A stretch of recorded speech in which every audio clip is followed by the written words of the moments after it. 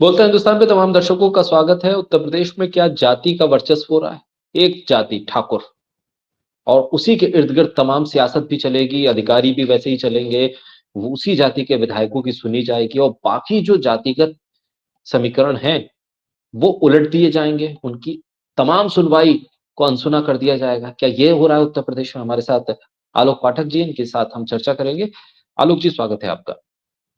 धन्यवाद मिर्जा जी। आलोक जी, आशीष पटेल कुर्मी पटेल समाज से आते हैं, नाराज हैं।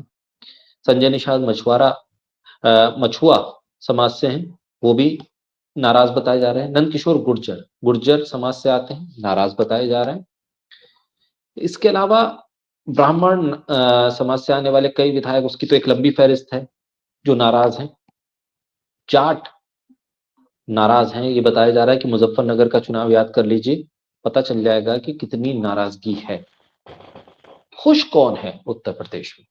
और क्या ये जाति समीकरण साधना मुख्यमंत्री के लिए, खुद के लिए एक चुनौती बन गया है कि अगर वो बीजेपी से, आलाकमान से आंख में आंख डालकर बात कर रहे हैं और मोदी वर्सेस योगी अगर हो रहा है नैरेटिव, तो उस नैरेटिव में आप मोदी को, जातियों को नाराज करके डेंट दे रहे हैं और दूसरी तरफ अपने आप को एक जाति का नेता बताकर खुद अपनी राजनीति को आप सिकोड़ रहे हैं। देखिए, बहुत सटीक सवाल पूछा आपने आज के परिप्रेक्ष्य में। योगी जी पूरी तरह से अधिकारियों के कुचक्र में फंस गए हैं और योगी जी की प्रशासनिक अक्षमता अब साफ नजर आ रही है।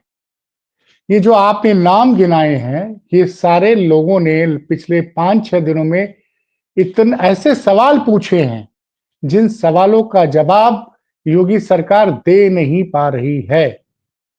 नंद किशोर गुर्जर तो इतनी बड़ी बात कहते हैं कि उत्तर प्रदेश में रोज 50,000 गांवों की गाय काटी जा रही है, और जिस दिन वो प्रेस कॉन्फ्रेंस करके बोलते हैं उसके अगले दिन ही मेरठ के जो एसएसपी हैं विपिन तांडा, जो एक पूर्व केंद्रीय मंत्री के दामाद बताए जाते हैं, उन्होंने 8 दौराला के 8 पुलिस वाले, जिसमें 3 दरोगा 5 पुलिसकर्मियों को इस वजह से सस्पेंड कर दिया कि वो अपने क्षेत्र में गौकुशी नहीं रोक पा रहे थे।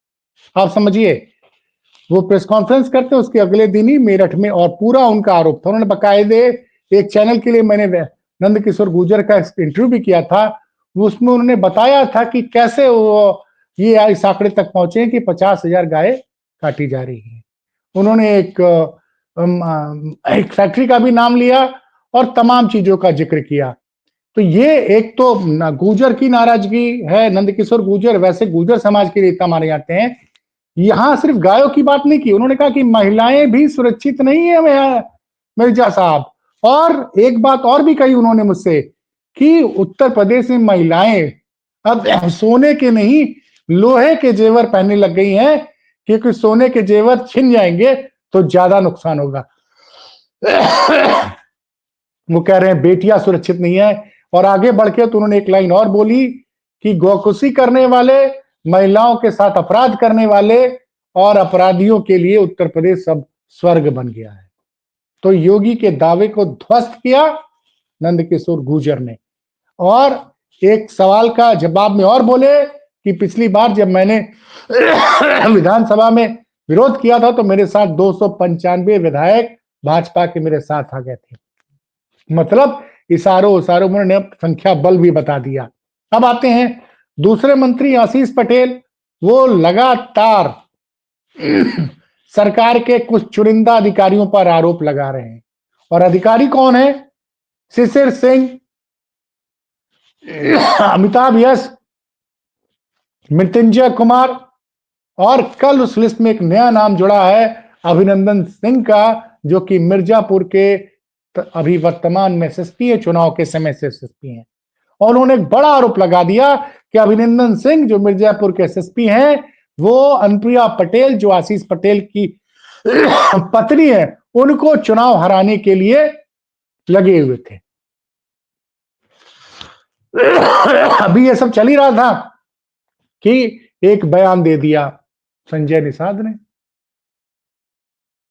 संजय निषाद का बयान तो उन्होंने साफ साफ जिक्र किया है कि निषाद समाज नाराज है मैं निषाद समाज को भारतीय जनता पार्टी से जोड़ा हूं। मेरी वजह से 2019 में रवि किशन को लोकसभा में 3 लाख वोटों की से जीत हासिल हुई थी। वो योगी जी भी कभी गोरखपुर से 3 लाख वोटों से चुनाव नहीं जीते। और अब निषाद समाज से वादा किया गया था कि उनको एससी एसटी का दर्जा मिलेगा, उनको नहीं मिला है। इसी वजह से उन्होंने लोकसभा चुनाव में भाजपा को वोट नहीं दिया। इसके लिए उन्होंने कहा कि सरकार और पार्टी के अंदर के विभीषणों की वजह से भारतीय जनता पार्टी को 43 सीटों में हार का सामना करना पड़ा। अब आप समझिए, कुर्मी बिरादरी नाराज है, क्योंकि आशीष पटेल के साथ पूरे कुर्मी बिरादरी के लोग एकजुट होकर खड़े हो गए हैं कि आशीष पटेल का अपमान कुर्मी बिरादरी का अपमान है। क्योंकि आशीष पटेल ये लिख रहे हैं कि 69,000 शिक्षक भर्ती में जो दलित और पिछड़ों के आरक्षण में जो घोटाला हुआ है, उसके लिए वो लड़ाई लड़ रहे हैं। इसलिए उत्तर प्रदेश सरकार के सूचना निदेशक शिशिर सिंह, नाम मैं बोल रहा हूं, शिशिर सिंह, अमिताभ यश, ये भी राजपूत माने जाते हैं, मृत्युंजय कुमार सिंह, अभिनंदन सिंह, ये सारे लोग मेरे पीछे पड़े हुए हैं। एक पत्रकार ने तो ट्वीट कर दिया है कि क्या ये लड़ाई छत्री बनाम कुर्मी हो गई है। मिर्जा साहब, आपको एक चीज और बता दूं, लोकसभा चुनाव में दरअसल 2014 के पहले ये कुर्मी बिरादरी या जो पिछड़ा वर्ग था वो सपा में या बसपा में बंटता था। भाजपा को बहुत ज्यादा पिछड़ा वोट नहीं जाता था। भाजपा का वोट शेयर 2012 में 16% था विधानसभा चुनाव में। वहां से बढ़कर यह 38% तब हुआ जब नरेंद्र मोदी, जो कि ओबीसी जाति से आते हैं, उनको प्रधानमंत्री पद का उम्मीदवार बनाया गया। पहली बात। दूसरी बात, छोटी छोटी जाति वाले दलों से समझौता किया अमित शाह ने, जिसमें सबसे महत्वपूर्ण दल था अपना दल एस। और नतीजा ये रहा कि भारतीय जनता पार्टी गठबंधन 2014 में 41% वोट शेयर पाके यूपी में 73 सीटें जीतने में कामयाब हो जाती है। लेकिन 2024 के लोकसभा चुनाव में बड़ी संख्या में पिछड़ों और दलित ने भाजपा की जगह इंडिया गठबंधन को वोट दिया है। और लगातार जिस तरह के आरोप आशीष पटेल लगा रहे हैं, रोज रोज प्रेस कॉन्फ्रेंस कर रहे हैं, संजय निषाद बोल रहे हैं कि अगर मेरी नहीं सुनी गई, मेरी बात नहीं मानी, तो 2027 में बीजेपी की हार तय है। तो अब आप सोचिए, निषाद जाति नाराज है, कुर्मी जाति नाराज है, उसके अलावा गुजर भी नाराज हैं। आपने मुजफ्फरनगर का जिक्र किया, जाट भी नाराज हैं, ब्राह्मण भी नाराज बताए जाते हैं। ब्राह्मण इसलिए नाराज बताए जाते हैं कि उनको लगा कि ब्राह्मणों को वो हक नहीं मिला भाजपा में जो मिलना चाहिए था। मैं लोकसभा की सीट गिना सकता हूं जो ब्राह्मणों की नाराजगी की वजह से भाजपा को इसका हार का सामना करना पड़ा। प्रयागराज उसका सबसे बड़ा उदाहरण है, बलिया है, चंदौली है, सुल्तानपुर है, मैं गिनाता चला जाऊंगा साहब, बस्ती है। लखनऊ में मार्जिन कम हुई है राजनाथ सिंह की। वाराणसी में प्रधानमंत्री मोदी 5 घंटे तक पीछे रहे। तो और कई जगहों पे नाराजगी ब्राह्मणों की भारी पड़ी। कई सीटें भारतीय जनता पार्टी ने, कुर्मी बिरादरी इतनी नाराज रही कि अखिलेश यादव ने 11 उम्मीदवार उतारे थे कुर्मी बिरादरी के। इस बार 11 में से 8 सांसद बन गए। निषाद समाज के वोट 3-3 निषाद सांसद चुने गए हैं। तो आप समझिए, दलित, अच्छा दलित नेता भी नाराज है। जो जुगुल किशोर जी दलित बसपा के बहुत कद्दावर नेता थे, राज्यसभा सदस्य रहे हैं, वो 2017 में भाजपा में शामिल हुए और उन्होंने अपने बेटे सौरभ सिंह सोनू को चुनाव लड़ाया लखीमपुर खीरी की कसबा सीट से, अगर मैं सही बोल रहा हूं तो सुरक्षित सीट से। वो भी बड़े नाराज दिखे। तो खुश कौन है सरकार में? और एक महत्वपूर्ण नाम और है, ओम प्रकाश राजभर। क्या अगर आप चीजों को जोड़ेंगे, क्योंकि भाजपा के एक बड़े नेता से मेरी परसों बात हुई, उन्होंने कहा पाठक जी टाइमिंग को समझिए। एक लाइन से पहले आशीष पटेल का बयान, फिर नंदकिशोर गुर्जर का बयान, फिर संजय निषाद का बयान, और इसी बीच में जुगल किशोर जी का बयान। और लखीमपुर खीरी के तो 6 विधायक योगी आदित्यनाथ से मिले और उन्होंने कहा कि एसएसपी का ट्रांसफर कीजिए, एसएसपी हमारी बात नहीं सुनता है, वो माफियाओं से बात करता है। तो योगी जी की, एक तरफ योगी जी कहते हैं बटोगे तो कटोगे, और जब पिछड़ा दलित और ब्राह्मण योगी जी के साथ नहीं रहेगा साहब, अगर हम लोकसभा चुनाव के हिसाब से विधानसभा वाइज रिजल्ट को देखें तो विपक्ष को 227 विधानसभा क्षेत्रों में लीड थी लोकसभा चुनाव में। अगर लोकसभा चुनाव के विधानसभा वाइज लीड देखी जाए तो, और दिन पर दिन नाराजगी बढ़ती जा रही है, पीडीए मजबूत होता जा रहा है। संजय निषाद ने तो मैं आपको कहूंगा कि आप उनका वीडियो बयान जरूर लगा दीजिए जो आज उन्होंने दिया है, तो बयान जरूर उनका लगा दीजिएगा, मैं भेज रहा हूं आपको। ठीक।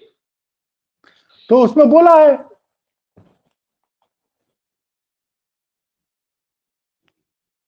आप सुनिए बयान। बिल्कुल आलोक जी, एक सवाल ये भी उठ रहा है, जैसे कि अखिलेश यादव की सरकार जब चुनाव हारी थी, सत्ता हारी, तब ये कहा गया कि जो अधिकारी थे उनकी कारगुजारी का खामियाजा अखिलेश को उठाना पड़ा, और पूरी तरह से लाल फीताशाही हावी होने की कोशिश थी, उसने नुकसान कर दिया। अब आप देखिए कि जिन अधिकारियों पर, जिन प्रशासनिक अधिकारियों पर आरोप लग रहे हैं, शिशिर सिंह हो या मृत्युंजय सिंह, वो प्रयागराज में पूरी कमान संभाले हुए हैं कुंभ की, और वहां जा रहे नहीं हैं, नहीं, मिल देखिए रहे हैं जी। देखिए, मैं अधिकारियों को दोष नहीं देता हूं। शिशिर सिंह सूचना जी निदेशक हैं।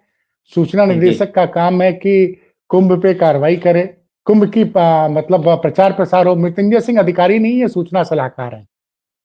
नहीं, ऐसे में सवाल ये है ना कि मुख्यमंत्री क्या इन लोगों को बुलाकर पूछ नहीं रहे कि देखिए मेरे विधायक ये कह रहे हैं, मेरे सहयोगी दल के लोग ये कह रहे हैं, आप पे आरोप हैं, आप पहले इनका जवाब दीजिए, फिर आगे कोई काम कीजिएगा, क्योंकि इससे बीजेपी की छवि पर जो नुकसान हो रहा है वो हो रहा है। सरकार डामाडोल नजर आने लगी है। लोग ये कह रहे हैं कि भाई पता नहीं, हो सकता है कि सरकार से कौन समर्थन वापस ले ले। लोग कह रहे हैं कि भाई अगली बार जो चुनाव होगा उसमें पता नहीं कौन सा सहयोगी नाराज हो जाए, कौन सा साथ में रहे, चेहरे पर क्या बीजेपी के भीतर राय बन पाए नहीं बन पाए।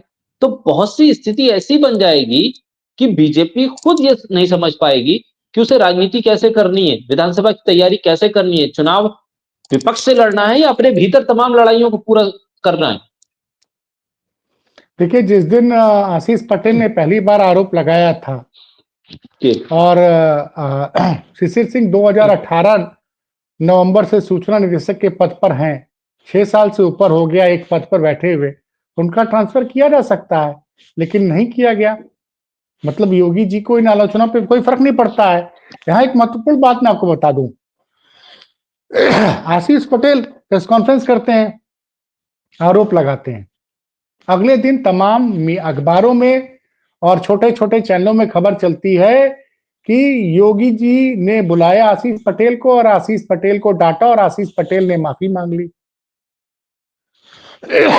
कल आशीष पटेल ने खंडन किया कि इन्होंने झूठी खबर छपवाई है, मैंने योगी जी से माफी नहीं मांगी।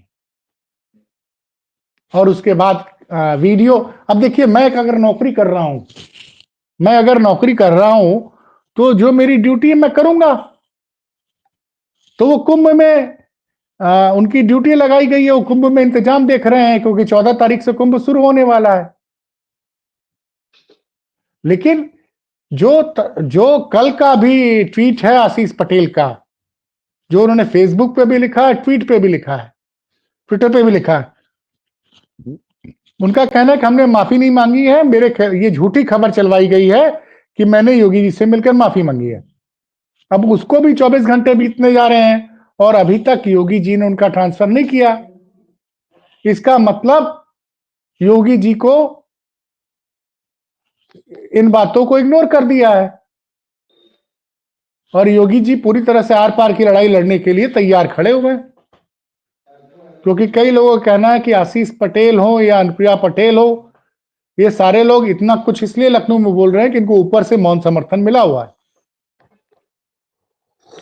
बिल्कुल, जो एक आशीष पटेल का ट्वीट भी अगर हम देखें तो अधिकारियों के प्रशासनिक अमले का के लोगों के बाकायदा वो नाम लेकर तमाम चीजों कह रहे हैं। खबर ये भी आई कि भी जेपी नड्डा से भी मुलाकात हो गई नाराजगी को लेकर, लेकिन रिजल्ट क्या निकल रहा है, रिजल्ट के बारे में कोई जानकारी नहीं। और अगर ये जिस तरह की लड़ाई है कि एक जाति बनाम अदर, अगर ये नैरेटिव बीजेपी के भीतर खड़ा होने लगेगा तब तो विपक्ष को बहुत ज्यादा कोशिश करने की जरूरत नहीं। जो पीडीए का फार्मूला अखिलेश यादव या विपक्ष का है, उसी की लड़ाई अब बीजेपी के भीतर शुरू हो जाएगी।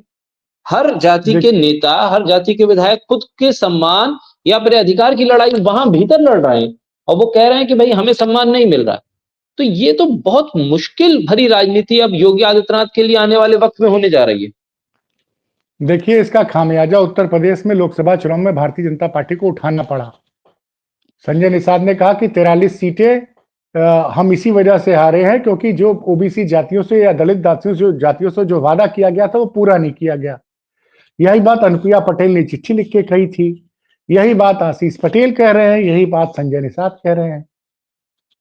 अगर ये दोनों दल समर्थन वापस ले लेते हैं या इस समाज में संदेश चला जाता है कि इन दोनों नेताओं की सरकार में सुनी नहीं जाती है, तो भाजपा का तो राजनीतिक पतन तय है उत्तर प्रदेश में। संजय निषाद तो कह रहे हैं कि यही परिस्थितियां रहेंगी तो 2027 में उत्तर प्रदेश में भाजपा चुनाव हार जाएंगे। अब देखिए, इसमें जो घटनाक्रम है, नड्डा जी से मुलाकात हुई है अनुप्रिया पटेल की। अनुप्रिया पटेल केंद्र में मंत्री हैं, नड्डा जी भी मंत्री हैं, राष्ट्रीय अध्यक्ष हैं भाजपा के। उस मुलाकात में क्या हुआ ये हमको आपको पता नहीं है, लेकिन कयास लगाए जा रहे हैं। ये एक तरफ अगर आशीष पटेल कह रहे हैं कि ये फर्जी खबरें छपवाई जा रही है, मैंने योगी जी से कोई माफी नहीं मांगी है, तो ये इसका मतलब आशीष पटेल ने आर पार की ठान ली है। अब क्या होगा, योगी जी क्या आशीष पटेल को मंत्रिमंडल से बर्खास्त करेंगे या योगी जी जिन अधिकारियों के ऊपर आशीष पटेल आरोप लगा रहे हैं उनको वहां से हटाएंगे, या दिल्ली कब तक मौन रहेगी ये भी देखने की बात है। क्योंकि पहले तो आशीष पटेल नाराज थे, अब उसके बाद संजय निषाद भी आ गए हैं, इनकी पार्टी के नेता नंदकिशोर गुर्जर भी नाराज है। लखीमपुर खीरी के 6 विधायकों को मैंने बता ही दिया। तो योगी जी तमाम सवाल पूछे जा रहे हैं, योगी जी किस पे कोई सफाई नहीं दे रही, ना उत्तर प्रदेश सरकार के भाजपा के प्रदेश अध्यक्ष जवाब दे रहे हैं, ना सरकार का कोई प्रवक्ता कुछ बोल रहा है। आलोक जी, आखिर में एक सवाल ये कि ये तमाम नाराज नेता प्रधानमंत्री मोदी को अपना नेता मानकर चल रहे हैं, कह रहे हैं कि वो हमारे नेता हैं, योगी जी से हमारी खटपट चल रही है। ऐसे में जिसको ये लोग नेता मान रहे हैं, अब वो अगर इंटरवीन करें, वो कहें कि तमाम बवाल की जड़, तमाम जो दिक्कतें आ रही है उसकी जड़ योगी आदित्यनाथ हैं, लिहाजा आप हटिए, किसी दूसरे को हम चेहरा बनाते हैं, क्या ये लड़ाई उस तरफ जा रही है? क्योंकि अगर उत्तर प्रदेश बचाना है तो एक कुछ तो करना पड़ेगा ना बीजेपी को, या तो मुख्यमंत्री का चेहरा बदले या उन अधिकारियों पर कार्रवाई करें और तमाम जो नाराज विधायक हैं उनको बैठाकर 1 to 1 बातचीत करें। एक मध्य प्रदेश का एग्जाम्पल छोड़ दें तो हाल के समय में जहां पे भी चुनाव रहा है वहां पे भाजपा ने अपने, जहां पे भाजपा सत्ता में रही है, गुजरात में पूरी सरकार बदल दी गई, हरियाणा में मुख्यमंत्री बदल दिया गया, उत्तराखंड में चुनाव के पहले मुख्यमंत्री को बदला गया। तो उदाहरण तो कई है। कर्नाटक में भी बीच सरकार में मुख्यमंत्री बदला गया, ठीक है, वो चुनाव हार गए।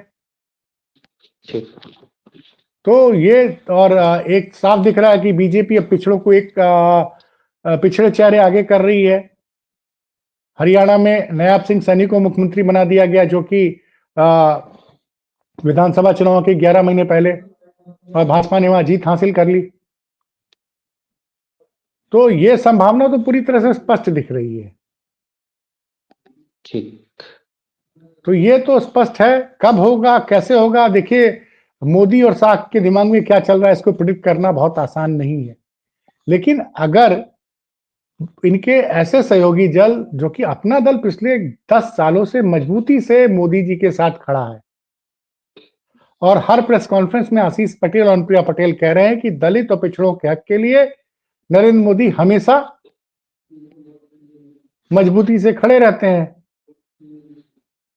लेकिन वही सवाल वो योगी जी पे उठा रहे हैं। तो इससे एक मैसेज जा रहा है कि योगी जी के राज में दलित पिछड़ों का हक सुरक्षित नहीं है। भाई योगेश वर्मा भारतीय जनता पार्टी के ओबीसी बिरादरी के नेता हैं, विधायक हैं। उनको योगी जी के सजाती माने थे। एक अवधेश सिंह उन्होंने मारा, ऑन कैमरा मारा, उनके ऊपर कोई कार्रवाई नहीं हुई। कुर्मी समाज बहुत नाराज था। जब मुख्यमंत्री से मिलते हैं 6 दिन बाद तो एफआईआर दर्ज होती है। वो विधानसभा के शीतकालीन सत्र में आए ही नहीं और उन्होंने एक मीडिया वालों को बाइट दे दी कि मैं इसलिए नहीं आया कि मैं अपने साथी विधायकों को क्या मुंह दिखाऊंगा कि अपनी ही सरकार में मैं सुरक्षित नहीं हूं। तो आप सोचिए, आप पिछड़े समाज से आते हैं और पिछड़े समाज का विधायक पिट जा रहा है, 6 दिन बाद एफआईआर हो रही है। एफआईआर भी गंभीर धाराओं में नहीं हो रही है, जिसने पीटा वो तुरंत जमानत पा जाता है। और आपसे दलित पिछड़े नाराज हैं। लोकसभा चुनाव के नतीजे आप देख लीजिए। तो जो परिस्थितियां बनी है उसमें योगी की छवि को बहुत नुकसान पहुंचाया है। योगी क्यों इग्नोर कर रहे हैं ये तो योगी जानते हैं, लेकिन भारतीय जनता पार्टी का केंद्रीय नेतृत्व किसी भी बड़े कदम को उठाने के पहले 1 मिनट भी नहीं सोचेगा। बहुत शुक्रिया आलोक जी, बोलता हिंदुस्तान को समय देने के लिए, हमसे चर्चा करने के लिए। तो उत्तर प्रदेश की राजनीति में बहुत कुछ बदलने वाला है, बहुत कुछ बदल सकता है, नजर बनी रहेगी और उस पर हम लगातार चर्चा करते रहेंगे। आलोक जी बहुत शुक्रिया आपका। धन्यवाद।